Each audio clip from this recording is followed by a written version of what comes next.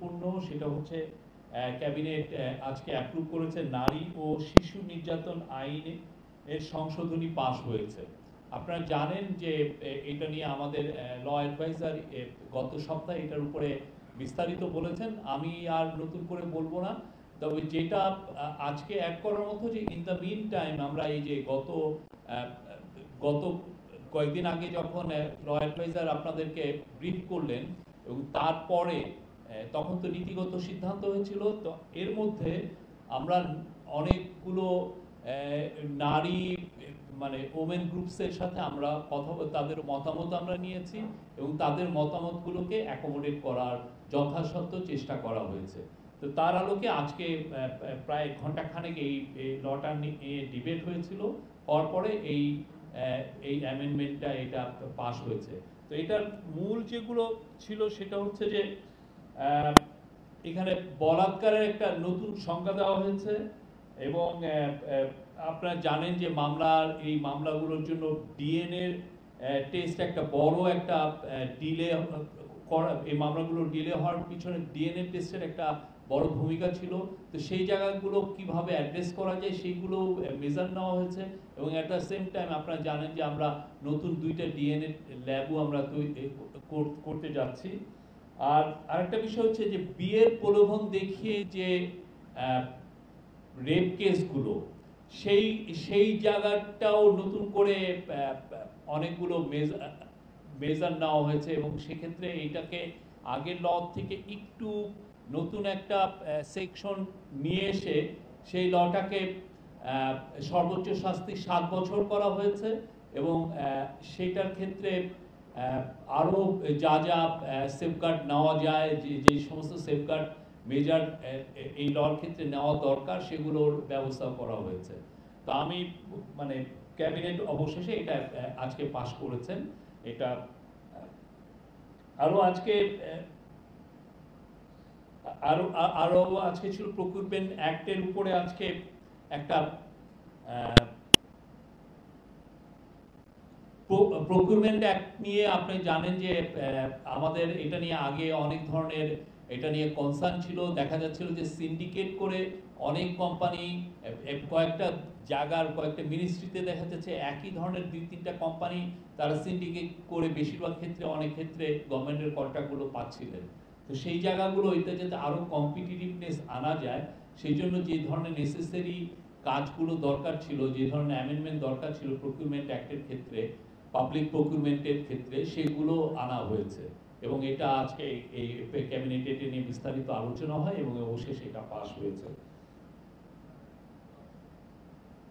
এটার ক্ষেত্রে এখানে প্রাক্কলিত মূল্যের 10%-এর বেশি না কম হলে টেন্ডার প্রস্তাব বাতিলের যে বিধান তা বাতিল করা হয়েছে। পূর্বের কাজের মূল্যায়নের জন্য যে ম্যাট্রিক্স ছিল, যেটা থাকার ফাইল একই প্রতিষ্ঠান বারবার কাজ পেত, তা বদলে নতুন সক্ষমতা ম্যাট্রিক্স করা হবে। এতে সিন্ডিকেট ভাঙবে এবং অ্যাট দ্য সেম টাইম আজকে চিফ অ্যাডভাইজার প্রত্যেকটা মিনিস্ট্রিকে নির্দেশনা দিয়েছেন যে এইগুলো পাবলিক প্রকিউরমেন্টের ক্ষেত্রে কারা কারা কাজ পাচ্ছেন, কি তাদের স্ট্যাটাসটা কীরকম, সেগুলো একটু জানতে চেয়েছেন উনি। এটার উপরে এটা একটা ফাইল, এটা একটা কম্পাইল হবে যে কারা কোথায় কোথায় এখানে কি কোনো সিন্ডিকেট আছে কিনা সেগুলো একটু দেখে নেওয়া হবে।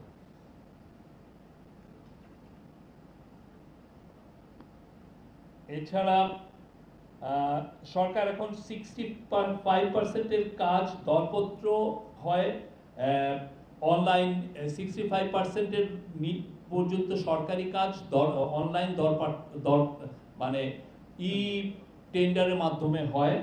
তো সেটা এখন 100% উন্নীত করা হবে, এটাও আজকে ডিসিশন হয়েছে।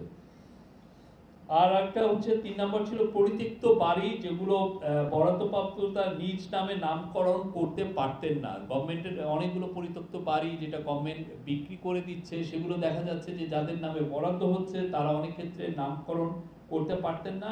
সেই অসুবিধা দূর করতে আইনে সংশোধনী আনা হয়েছে। জনসাধারণের সুবিধার্থে আমরা অলরেডি জেনে নিয়েছি যে 3রা এপ্রিল ছুটি ঘোষণা করা হয়েছে এবং আরো একটা ঐতিহাসিক বিষয় হচ্ছে যে আজ এই চৈত্র সংক্রান্তিতে 3টা পার্বত্য ডিস্ট্রিক্টে ছুটি থাকবে। আমরা তো এমনিতে তো পয়লা বৈশাখে থাকে, বা 3টা পার্বত্য ডিস্ট্রিক্টে চৈত্র সংক্রান্তিতে এটা ছুটি থাকবে। কারণ আপনারা জানেন আমাদের পার্বত্য চট্টগ্রামে বিজু, বৈশাখী, সাংগ্রাই অনেক অনেক তারা ফেস্টিভ্যালের আয়োজন করেন, এবং এইটারও তাদের জন্য এই নির্বাহী আদেশে একটা ছুটির বন্দোবস্ত করা হচ্ছে। এবং এই ছুটিটা এই আমাদের সমতলে যারা জাতিগোষ্ঠী আছেন বাঙালি ছাড়া, যেমন ধরেন সাঁওতাল, খাসিয়া বা গারো, তাদের জন্য এটা প্রযোজ্য হবে।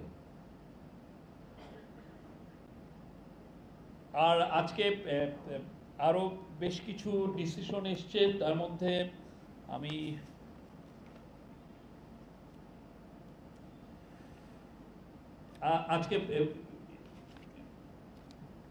আজকে হোম অ্যাডভাইজার জানিয়েছেন যে তাকে আজকে সকাল 9টার সময় অস্ট্রেলিয়ান হোম মিনিস্টার তাকে ফোন করেছিলেন, টনি পার্ক, এবং উনি জানিয়েছেন যে আজকে এখন থেকে বাংলাদেশিদের জন্য যে ভিসা প্রসেসিং এটা ঢাকা থেকে হবে। এটা আগে নিউ দিল্লিতে নিয়ে যাওয়া হয়েছিল, কিন্তু আপনারা জানেন যে এটা কিছু অসুবিধা তৈরি হচ্ছে। তো সেই জন্য অস্ট্রেলিয়ার তরফ থেকে কালকে এসে অস্ট্রেলিয়ান অ্যাম্বাসাডার জানিয়ে গিয়েছিলেন, আজকে অস্ট্রেলিয়ার হোম মিনিস্টার, আজকে আমাদের home adviser lieutenant general Jahangir Alam Chowdhury তাকে ফোন দিয়েছিলেন। এবং এটা আপনারা জানেন যে গত 31শে অক্টোবর টনি পার্ক বাংলাদেশে এসেছিলেন, তখন তার সাথে চিফ অ্যাডভাইজারের কথা হয়েছিল। চিফ অ্যাডভাইজার এই অনুরোধটা করেছিলেন যে যাতে বাংলাদেশের মানুষরা, বাংলাদেশের ন্যাশনালরা যাতে ঢাকার থেকেই ভিসা প্রসেসিং করতে পারে। তো আমরা তাকে এই প্রসেসটা এখন থেকে ঢাকা থেকে শুরু হবে। এই ছিল আজকে মোটামুটি ক্যাবিনেটের মূল ডিসিশনগুলো। আপনারা প্রশ্ন করতে পারেন।